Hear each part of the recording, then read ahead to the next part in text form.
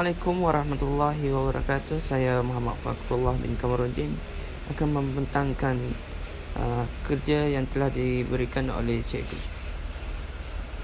Soalan yang pertama yang dikemukakan ialah huraikan kesan-kesan negatif kegiatan pelancongan terhadap alam sekitar di Malaysia. Antara kesan-kesan negatif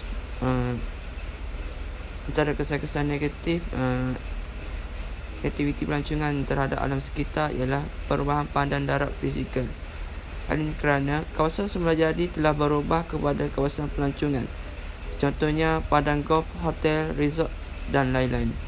Kesannya berlakulah perubahan pandan darat fizikal. Yang kedua ialah berlaku pencemaran air. Aktiviti pelancongan yang berhampiran dengan kawasan air seperti pantai dan pulau akan memberi impak terhadap kualiti air. Pelepasan sisa kumbahan daripada hotel, resort dan chalet ke laut akan menyebabkan air laut tercemar. Keadaan ini sekaligus akan menyebabkan kemerosotan kualiti air laut. Seterusnya ialah berlaku hakisan tanah. Aktiviti pelancongan juga boleh menyebabkan berlakunya hakisan tanah. Hakisan tanah berlaku akibat daripada aktiviti seperti peneresan dan perataan cerun bukit untuk membina kawasan peranginan dan kemudahan.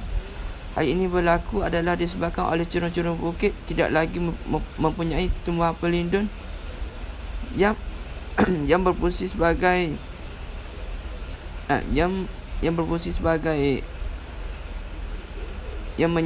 menyeimbangkan struktur tanah.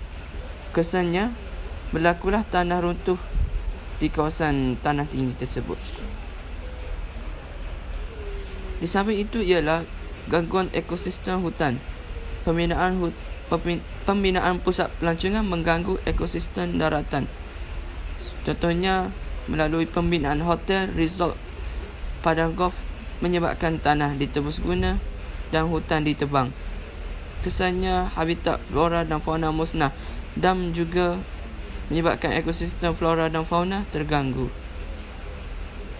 Seterusnya ialah penebangan hutan untuk membina bangunan kawasan pelancongan menyebabkan suhu persekitaran meningkat.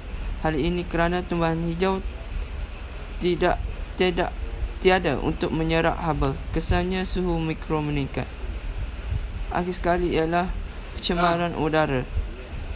Pencemaran udara turut tercemar dengan pembebasan asap yang mengandungi gas karbon monoksida dan sulfur dioksida.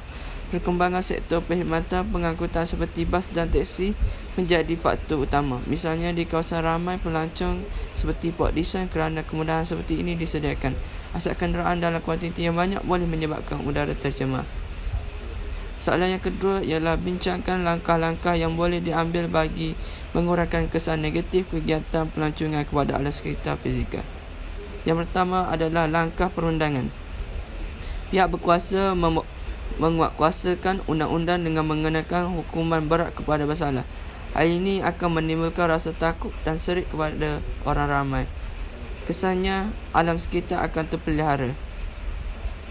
Seterusnya adalah mewaterkan hutan simpan.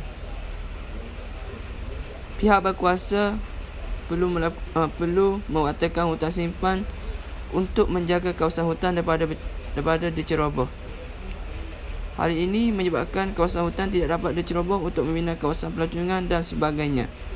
Kesannya hutan terjaga dan ekosistem juga terjaga. Seterusnya adalah mengadakan kempen kesedaran. Mengadakan kempen kesedaran seperti kempen cintakan alam sekitar akan mengubah minat masyarakat untuk menjaga alam sekitar. Oleh itu alam sekitar dapat dijaga. Seterusnya adalah langkah kestrukturan. Pembinaan benteng konkrit, sangkar, dawai batu, alu-alu air di lereng bukit yang telah diteres untuk membina kawasan pelancongan. Hal ini dapat mengukuhkan struktur tanah. Oleh itu, hakisan tanah dapat dielakkan daripada berlaku. Seterusnya adalah pendidikan. Menerapkan elemen penjagaan alam sekitar dalam mata pelajaran di sekolah atau IPTA dan IPTS. Hal ini bertujuan untuk memupuk kesedaran dalam pelajar untuk menjaga alam sekitar. Oleh itu, kelestarian alam sekitar dapat dipelihara. Akhir sekali adalah merawat air tercemar. Jabatan Alam Sekitar membersihkan kawasan laut yang tercemar dengan membersihkan kawasan tercemar tersebut. Sebagai contoh, mengutip sampah di kawasan tercemar. Oleh itu, air laut terjaga dan ekosistem akuatik terjaga. Sekian, terima kasih.